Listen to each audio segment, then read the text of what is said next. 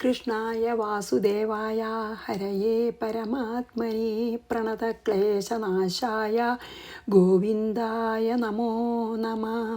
ഹരിനാമകീർത്തനം ശ്ലോകം 16. ഈ കണ്ട വിശ്വമതുമിന്ദ്രാദിദേവകളുമർക്കെന്തുവന്യകളോടൊപ്പം ത്രിമൂർത്തികളും അഗ്രേ വിരാട് പുരുഷനിന്മൂല അക്ഷരവുമോർക്കായി വരേണമിഹ നാരായണായ നമഃ. ഈ കണ്ട വിശ്വം അതും എന്ന് പറഞ്ഞാൽ ഈ വിവിധ നാമരൂപ ഭേദങ്ങളോട് കൂടിയിട്ടുള്ള പല പല പല പല വസ്തുക്കളും അടങ്ങുന്ന ഈ ദൃശ്യപ്രപഞ്ചവും, അതായത് ഇന്ദ്രിയ വിഷയമായിട്ടുള്ള ഈ ദൃശ്യപ്രപഞ്ചവും ഇന്ദ്രാദി ദേവകളും, അതായത് ഇന്ദ്രൻ, വരുണൻ, മിത്രൻ, ഈ അധിഷ്ഠാന ദേവതകളെ, ഇന്ദ്രിയങ്ങളുടെ അധിഷ്ഠാന ദേവതകൾ ആണ് 14. അവർ എല്ലാ നമ്മൾ 30 കോടി ദേവതകളെന്നും പറയാം. പക്ഷെ ഇപ്പോൾ ഇവിടെ കുറച്ച് എടുത്ത് പറയേണ്ട ഇന്ദ്രൻ, വരുണൻ, ഇന്ദ്രാദി ദേവകളെ പറഞ്ഞാൽ ഇന്ദ്രൻ നമുക്ക് പരിചയമുള്ള പേരുകളാണ്. വരുണൻ, മിത്രൻ മുതലായ ദേവന്മാരും, പിന്നെയോ അർക്കേന്ദുവന്യകളോടൊപ്പം ത്രിമൂർത്തികളും. അതും പോരാ, സൂര്യൻ, ചന്ദ്രൻ എന്നിവരും, അതോടൊപ്പം ബ്രഹ്മാവിഷ്ണു മഹേശ്വരന്മാരും ത്രിമൂർത്തികളും, അഗ്രേ മുമ്പിൽ പ്രകാശിക്കുന്ന എന്ന് പറയാൻ വേണമെങ്കിൽ, അഗ്രേ വെച്ചാൽ മുന്നിൽ, എൻ്റെ മുന്നിൽ പ്രകാശിക്കുന്ന വിരാട് പുരുഷ, ഹേ വിരാട് പുരുഷ, അതായത് വിശ്വാകാരമായി നിൽക്കുന്ന ബ്രഹ്മം തന്നെയാണ് വിരാട് പുരുഷൻ. അങ്ങനത്തെ വിരാട് പുരുഷനെ സംബോധന ചെയ്ത് പറയുകയാണ്, ഹേ വിരാട് പുരുഷ, നിൻമൂലം അക്ഷരവും വിരാട് പുരുഷനും കാരണമായ അക്ഷരം, അതായത് ക്ഷരമില്ലാത്ത, നാശമില്ലാത്ത ആ അക്ഷര ബ്രഹ്മവും ഓർക്കായി വരേണം, ഓർമ്മിക്കാൻ എന്നെ അനുഗ്രഹിക്കണേ നാരായണായ നമ. അപ്പോൾ ഇതിൽ ശരിക്കും പറയാച്ച വിരാട് പുരുഷനെയാണ് സംബോധന ചെയ്യുന്നത്. എന്നിട്ട് പിന്നെ എങ്ങനത്തെ വിരാട് പുരുഷൻ എന്ന് പറയാണ്, വിശ്വാകാരമായി നിൽക്കണം ബ്രഹ്മശക്തിയാണല്ലോ വിരാട് സ്വരൂപൻ. അതിൽ എന്തൊക്കെയുള്ളതാണെന്നാണ് പറഞ്ഞാൽ, ഇക്കണ്ട വിശ്വമതും, ഈ കാണുന്ന ഇന്ദ്രിയ വിഷയമായിട്ട് ദൃശ്യപ്രപഞ്ചം മുഴുവനും, അതിലത്തെ എല്ലാ വസ്തുക്കളും, ദേവന്മാരും, പിന്നെയോ ത്രിമൂർത്തികളടക്കം സർവ്വദേവന്മാരും, ഇന്ദ്രൻ, വരുണൻ, മിത്രൻ, അർക്കൻ, ചന്ദ്രൻ എന്നൊക്കെ പറഞ്ഞുള്ളൂ. പക്ഷേ ത്രിമൂർത്തികളടക്കം സർവ്വദേവന്മാരും, അതായത് അഷ്ടദിക്പാലകന്മാരും 30 മുക്കോടി ദേവതകളും ത്രിമൂർത്തികളും എല്ലാം സർവ്വദേവന്മാരും, അതാണ് 30 മുക്കോടി ദേവകളും. അപ്പോൾ അതിൽ അഷ്ടദിക്പാലകന്മാരൊക്കെ വരുമല്ലോ. എല്ലാ ത്രിമൂർത്തികളടക്കം ഉൾപ്പെടുന്നു ഏതിൽ? ഹേ വിരാട് സ്വരൂപ, അങ്ങയിൽ, എൻ്റെ മുമ്പിൽ പ്രകാശിക്കുന്ന വിരാട് സ്വരൂപ, അങ്ങയിൽ ഈ ദൃശ്യപ്രപഞ്ചവും സർവ്വദേവന്മാരും 30 മുക്കോടി ദേവതകളും ഏതടക്കം, ബ്രഹ്മാവിഷ്ണു മഹേശ്വരന്മാരടക്കം എല്ലാവരും അങ്ങയിൽ ഉൾപ്പെടുന്നു. അങ്ങനത്തെ വിരാട് പുരുഷ, അങ്ങയ്ക്കും കാരണമായ, അതായത് ബ്രഹ്മത്തിൽ നിന്ന് വേറെയായിട്ട് ഒരു രൂപമായി നിൽക്കണ പോലെ അല്ല ശരിക്ക്. പക്ഷേ ആ വിരാട് സ്വരൂപത്തിനെയും പ്രകാശിപ്പിക്കുന്ന, ഈ വിരാട് സ്വരൂപത്തിനും കാരണമായത് ഏതാണ്? ആ അദ്വൈത ബ്രഹ്മം, അക്ഷരബ്രഹ്മം. അക്ഷരം ചെന്ന അക്ഷരമില്ലാത്തത്, നാശമില്ലാത്ത ആ ബ്രഹ്മം. അപ്പോൾ വിരാട് പുരുഷനെ മുമ്പിൽ കണ്ടുകൊണ്ട് പറയണത് എന്താ? അങ്ങേ കാണുന്ന സമയത്ത് അങ്ങയിലെല്ലാം ഒതുങ്ങിയിരിക്കണു. അങ്ങനെയുള്ള അങ്ങേ കാണുന്ന സമയത്ത് എനിക്ക് അങ്ങയുടെ മൂലകാരണമായിട്ടുള്ള ബ്രഹ്മത്തിനെയും ഓർക്കാൻ കഴിയണേ, ഓർക്കാൻ എന്നെ അനുഗ്രഹിക്കണേ എന്നാണ് ഏകദേശം പറയണത്. അതായത് ഈ നമുക്ക് വിരാട് പുരുഷനെ യൂണിവേഴ്സൽ ബോഡി എന്ന് പറയാം. ഇപ്പം നമ്മുടെയൊക്കെയാണ് വ്യക്തി ശരീരമാണല്ലോ. നമ്മുടെ ഒരു ശരീരം എടുത്താൽ ഒരു വ്യക്തിയുടെ ശരീരം, മറ്റത് സമഷ്ടി ശരീരമാണ് വിരാട് പുരുഷൻ. അതായത് യൂണിവേഴ്സലിൻ്റെ ബോഡി ആയിട്ടുള്ള ആളാണ്. നമുക്കൊരു ബോഡി ഉണ്ട്, അതിനെയാണ് നമ്മൾ വ്യഷ്ടി ശരീരം എന്നും സമഷ്ടി ശരീരം എന്ന് പറയുന്നത്. അപ്പം നമ്മളൊരു കാട പറഞ്ഞ ഒരു മരം വ്യഷ്ടിയാണ്. നമ്മൾ മരങ്ങൾ നിറഞ്ഞ ഹോൾ കാടിനെ എടുക്കുമ്പോൾ അത് സമഷ്ടിയാണ്. അതുപോലെ സമഷ്ടി ശരീരത്തോടു കൂടി, അതായത് യൂണിവേഴ്സൽ ബോഡി എന്ന് നമുക്ക് പറയാം. സമഷ്ടി ശരീരം നമുക്ക് പഞ്ചേന്ദ്രിയങ്ങളെ കൊണ്ട് കാണാവുന്നതും അനുഭവിക്കാവുന്നതും മാത്രമേ നമുക്കറിയുള്ളൂ അല്ലേ. നമുക്കൊരാറാമതൊരു ഇന്ദ്രിയം, ഇപ്പം 5 ജ്ഞാനേന്ദ്രിയല്ലേ ഉള്ളൂ. ആറാമതൊരു ജ്ഞാനേന്ദ്രിയം ഉണ്ടായിരുന്നെങ്കിൽ എന്തൊക്കെ അറിയാമായിരുന്നു നമുക്കറിയില്ല. നമുക്ക് ഈ പഞ്ചേന്ദ്രിയങ്ങളുടെ പരിമിതിയിൽ നിന്നുകൊണ്ട് നമുക്ക് ഈ വിരാട് സ്വരൂപനെയാണെങ്കിലും ഈ പ്രപഞ്ചത്തിനെ കാണാൻ സാധിക്കുള്ളൂ അല്ലേ. നമ്മുടെ പരിമിതാണ്. 5 ഇന്ദ്രിയങ്ങളെ കൊണ്ട് എന്ത് കാണുന്നു അതാ നമ്മൾ കാണുന്നു അനുഭവിക്കണമൊക്കെ. വിരാട് രൂപത്തെ ധ്യാനിക്കുമ്പോൾ നമ്മൾ, അതായത് വിരാട് സ്വരൂപം വിശ്വാകാരമായി നിൽക്കുന്ന സ്ഥൂലം, അതായത് സമഷ്ടി ശരീരം എന്ന് തന്നെ പറയാം. അങ്ങനെയുള്ള വിരാട് സ്വരൂപനെ നമ്മൾ ധ്യാനിക്കുന്നതോടൊപ്പം തന്നെ ആ വിരാട് സ്വരൂപത്തിന് കാരണമായ അക്ഷരബ്രഹ്മത്തിനെയും ധ്യാനിക്കാൻ എന്നെ അനുഗ്രഹിക്കണേ എന്ന് പറഞ്ഞാൽ എന്താ, വിരാട് സ്വരൂപത്തിനും അതീതമായിട്ടുള്ള അദ്വൈത നിത്യ സത്യ അഖണ്ഡബോധ സ്വരൂപത്തിനെയും കൂടി എനിക്ക് ഓർമ്മ വരണം. വിരാട് സ്വരൂപം കാണുമ്പോൾ എന്ത് ഓർമ്മ വരണം? ഇതിൻ്റെ പിന്നിലൊരു ശക്തി ഉണ്ട്, അതാണ് സത്യം എന്ന് അത് ഓർമ്മ വരണം. അപ്പോൾ വിരാട് പുരുഷൻ എന്ന് പറഞ്ഞാൽ എന്താ, നമ്മൾ സൃഷ്ടിയിൽ കണ്ടുല്ലോ 14 ലോകങ്ങളും നിറഞ്ഞു നിൽക്കണത്. നമ്മൾ ആ സൃഷ്ടി ഒന്ന് ചെറുതായിട്ട് പറയുമ്പോൾ നമുക്കത് ഓർമ്മ വരും. സൃഷ്ടി ആദ്യം എന്താ ഉള്ളത്? ഒന്നുമില്ല, ഇവിടെ യാതൊന്നുമില്ല, അദ്വൈത ശക്തി മാത്രം. ആ ഒരു ശക്തി മാത്രം, ആ പരമാത്മ ചൈതന്യം അല്ലെങ്കിൽ പരബ്രഹ്മം മാത്രം, വേറൊന്നുമില്ല. അതിൽ മായയും കാലവും എല്ലാം ഭഗവാൻ ലയിച്ചേർക്കാണ്. ഭഗവാൻ ഒന്ന് ഉള്ളിൽ കിടക്കുന്ന മായയെ ഈക്ഷണം ചെയ്തു, അങ്ങനല്ലേ ഭാഗവതത്തിൽ പറയണത്. ഈക്ഷണം ചെയ്തു പറഞ്ഞാൽ എനർജി കൊടുത്തപ്പോഴാണ് മായയിലത്തെ ഈക്വിലിബ്രിയത്തിലായിരുന്ന സത്വരജസ് തമോ ഗുണങ്ങളൊക്കെ ടിൽറ്റഡായി അല്ലേ. അപ്പോഴാണ് മഹത്തത്വം അല്ലെങ്കിൽ പ്രാണനെന്നോ മുഖ്യപ്രാണനെന്നോ എന്താച്ചാൽ പറയാം, മഹത്തത്വം ഉണ്ടായി. അഹംബോധം, അഹങ്കാരം, 3 തരം അഹങ്കാരം. സാത്വിക അഹങ്കാരത്തിൽ നിന്ന് അധിഷ്ഠാന ദേവതകൾ, ഈ പറഞ്ഞ ദേവതകളും അന്ധക്കരണവും മനസ്സ് ബുദ്ധി ചിത്തം അഹങ്കാരം അത് വന്നു. പിന്നെ രജോ ഗുണാഹങ്കാരത്തിൽ നിന്ന് ഇന്ദ്രിയങ്ങൾ 10 പിന്നെ തമോ ഗുണാഹങ്കാരത്തിൽ നിന്ന് ഇതൊക്കെ വന്നു അല്ലേ. അങ്ങനെ എല്ലാം കൂടി ഉണ്ടായതിന് ശേഷവും അതൊന്നും ചെയ്യാതെ ഇങ്ങനെ കിടക്കുന്ന സമയത്ത് പിന്നെയും ഭഗവാന്റെ ഈ ശക്തി അല്ലെങ്കിൽ ബ്രഹ്മശക്തി ഉപയോഗിച്ച് അതിനെ ഒരു അണ്ടാക്കും. അതാണല്ലോ ബ്രഹ്മാണ്ടം. പിന്നെ അത് കുറേ കാലം കാരണജലത്തിൽ കിടക്കും. അത് കഴിഞ്ഞ് ആ ബ്രഹ്മാണ്ടത്തിനെയും ഈ ബ്രഹ്മശക്തി ഉപയോഗിച്ച് 14 ഡിവൈഡ് ചെയ്യും.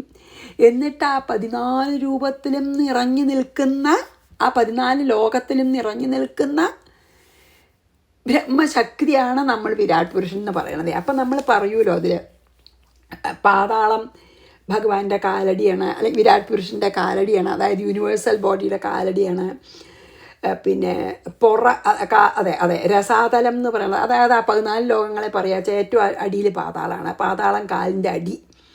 പിന്നെ കാലിൻ്റെ അടിയുടെ മുകളിലുള്ളത് രസാതലം. പിന്നെ മഹാതലം കണങ്കാല്. പിന്നെ തലാതലം മുട്ട്, തലാതലം മുട്ടിന് താഴെ. പിന്നെ സുതലം മൊട്ടാണ്, അതായത് മൊട്ടാണ് മഹാബലിയുടെയൊക്കെ. പിന്നെ വിതലവും അതലവും 2 തുടകൾ. പിന്നെ ഭൂമി അരക്കെട്ട്. പിന്നെ ഭുവർലോകം പൊക്കിള്. സ്വർഗം ചെസ്റ്റ് മാറ്. മഹർലോകം കഴുത്ത്. ഗ്രീവാമഹസ്തവ മുഖഞ്ചജനസ്തപസ്തു എന്നൊക്കെ നമ്മൾ നാരായണീയത്തിൽ കണ്ടു അല്ലേ. ഗ്രീവ കഴുത്താണല്ലോ. മഹർലോകം കഴുത്ത്. പിന്നെ ജനലോകം മുഖം. പിന്നെ തപോലോകം നെറ്റി.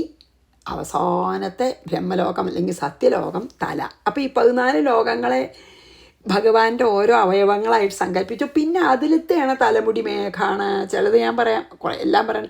കണ്ണാദിത്യനാണ്, ചെവിയൊക്കെ ദിക്കുകളാണ്, ശ്രോത്രേന്ദ്രിയം ദിക്കുകളാണ്. പുഞ്ചിരി മായയാണ്, സമുദ്രം ഭഗവാന്റെ വസ്ത്രമാണ്, പിന്നെ അഗ്നിമുഖം, ദേവന്മാരൊക്കെ കൈകളാണ്, പർവ്വതങ്ങൾ എല്ലുകളാണ്, നദികളൊക്കെ നാഡികളാണ്. അങ്ങനെ സകലവും ശരിക്കും പറയാച്ചാൽ എഴുത്തച്ഛൻ എന്താ ഇപ്പം ഇതിൽ പിന്നെ പ്രാർത്ഥിക്കണ വെച്ചാൽ സകലതും ഈശ്വരമയാണെന്ന് തോന്നാൻ അനുഗ്രഹിക്കണേന്ന് പറയുകയാണ്. അതായത് ആ വിശ്വരൂപം വിരാട് സ്വരൂപം കാണുമ്പോൾ അതിലെല്ലാറ്റിലും ഭഗവാനെ കാണുക, ആ പരമാത്മ ചൈതന്യം കാണുക. എന്താ വെച്ചാൽ പറയാം, ഭഗവാനോ ബ്രഹ്മശക്തി എന്നോ എന്താ വെച്ചാൽ പറയാം, എല്ലാറ്റിലും ആ ഈശ്വര ചൈതന്യം ഉണ്ടെന്ന് കണ്ടുകൊണ്ടിരിക്കുന്ന സമയത്ത് തന്നെ വിചാരിക്കണം, ഇതിങ്ങനെ നാമഭേദങ്ങളായിട്ടൊക്കെ കുറച്ച് ദിവസത്തേക്ക് ഉണ്ടാവണു, നിലനിൽക്കണു, നശിക്കണു. ഒരിക്കലും നാശമില്ലാതെ ഇതിന് കാരണമായിട്ടുള്ളത് ആ അനന്തമായിട്ടുള്ള ആ ശക്തി ബോധസ്വരൂപം തന്നെയാണ് എന്നെനിക്ക് ഓർമ്മ വരണം ഈ വിരാട് സ്വരൂപനെ നമസ്കരിക്കുമ്പോഴും. ഇതൊരു കുറച്ച് ദിവസത്തേക്ക് ഒരു വെള്ളത്തിലത്തെ പോള പോലെ അല്ലെങ്കിൽ പൊള്ളം പോലെ അത് ഉണ്ടായി, കുറച്ച് നേരം നിന്നു, പിന്നെ തിരിച്ച് വെള്ളം തന്നെയായി. അതുപോലെ ബ്രഹ്മം മാത്രമേ ഉള്ളൂ സത്യമായിട്ട്, നിത്യസത്യമായിട്ട്. ആ ബോധസ്വരൂപം, അഖണ്ഡ ബോധസ്വരൂപം മാത്രമേ ഉള്ളൂ.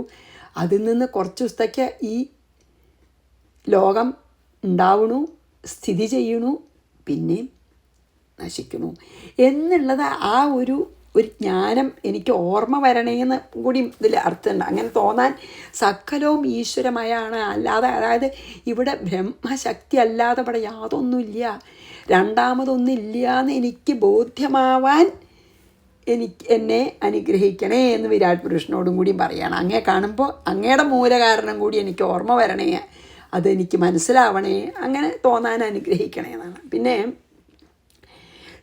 നമ്മൾ പിന്നെ ഭാഗവതത്തിലും കണ്ടു, ആദ്യമൊക്കെ നമുക്ക് ഭഗവാനെ സർവത്ര കാണാനേ നമുക്ക് ഒരു ശീലിക്കാൻ.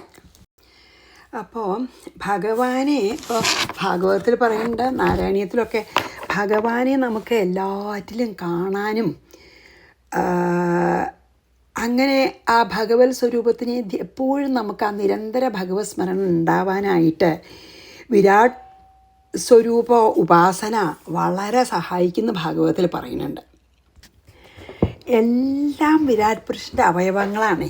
അതായത് ഈ കാണുന്ന ദൃശ്യവസ്തുക്കൾക്ക് മുഴുവൻ ആ വിരാട് പുരുഷൻ്റെ ഉള്ളിലുണ്ടല്ലോ. അതുകൊണ്ട് ഈ വിരാട് പുരുഷൻ വിശ്വം തന്നെ ആയി നിൽക്കുകയാണെന്ന് ഓർക്കാൻ നമ്മളെ സഹായിക്കും വിരാട് സ്വരൂപ ഉപാസന. അത് കുറേ നമുക്ക് ശരിയാണ് തോന്നിട്ടോ. കാരണം നമ്മൾ കുറച്ചിങ്ങനെ ആലോചിക്കാൻ ശ്രമിച്ചാൽ, ഇപ്പോൾ നമ്മൾ പുറത്ത് നടക്കാൻ പോയി എന്ന് വിചാരിക്കുക, ഞാൻ അങ്ങനെ ട്രൈ ചെയ്യാറുണ്ട് ചിലപ്പോഴൊക്കെ. അതായത് നമ്മൾ നടക്കാൻ പോകുമ്പോൾ നല്ല അസൽ കാറ്റിങ്ങനെ, നല്ല ബ്രീസ്, ഒരു സുഖമുള്ള കാറ്റൊക്കെ വരുമ്പോൾ നമുക്ക് ചിലപ്പോൾ ഓർമ്മിക്കാം, എന്താ ഇത് ഭഗവാന്റെ നിശ്വാസമാണ്, ഈ ഞാൻ ശ്വസിക്കണ കാറ്റ് ശരിക്കും ഭഗവാന്റെ നിശ്വാസമാണ് എന്ന് വിചാരിക്കാം. പിന്നെ ഈ പറയണ പോലെയാണ്, പിന്നെ വലിയ വലിയ പർവ്വതങ്ങളൊക്കെ കാണുമ്പോൾ ഭഗവാന്റെ ബോഡിയാണ് ഈ ലോകം എന്ന് നമ്മൾ വിചാരിക്കുകയാണെങ്കിൽ ആ യൂണിവേഴ്സൽ ബോഡിയുടെ എല്ലുകളാണെന്ന് നമുക്ക് സങ്കല്പിക്കാമല്ലോ.